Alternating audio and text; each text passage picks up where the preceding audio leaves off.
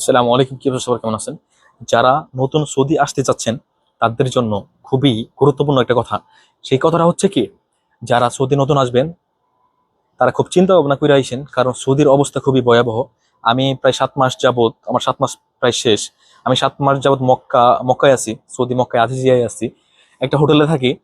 এই হোটেলে আমি বিভিন্ন সময় দেখতেছি যে কিছু কিছু বাঙালি দালাল, ওরা কি করে দেশ থেকে কিছু নতুন নতুন ছেলে পেলে আনে, আইনা 3 মাস 4 মাস বসায় রাখে, আকামা নাই, কোনো কিছু নাই।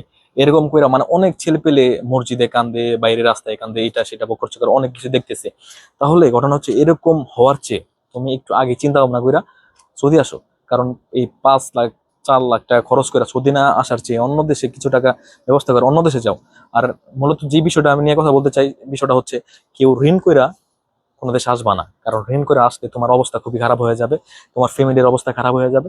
কারণ সৌদি আসলে তোমার 3-4 মাস বয়ে থাকতে হবে, আকামা পাইবা না, কোনো কিছু পাইবা না। তারপরে তোমার ফ্যামিলির অবস্থাও খারাপ হয়ে যাবে, তোমার এইদিকে টেনশনে তুমি স্ট্রোক করে মারা যাবা। এই টেনশন ওই টেনশন, মানে বিভিন্ন খুবই অবস্থা খারাপ হয়ে যাবে, ঠিক আছে? তা আমি বলতেছি, যদি সৌদি আসো তাহলে লুট আনলোড বিষয়ে কোনো সময় আসবা না। আর আসলেও একমাত্র কোম্পানির বিষয় ছাড়া আর কোনো বিষয় আসবা না।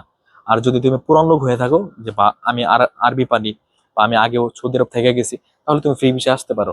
আচ্ছা, তুমি কাজ কাম করতে পারবা, কিন্তু এছাড়া তুমি যদি সৌদি নতুন অবস্থায় ফ্রি বিষয়ে আসো, তাহলে তুমি কোনো কোনো কিছু করতে পারবা না।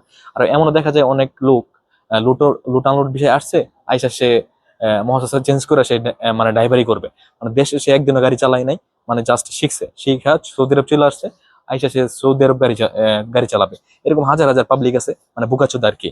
আইসা খুব অবস্থা খারাপ। ধন্যবাদ। ভিডিওটা ভালো লাগলে অবশ্যই শেয়ার করে দিবেন।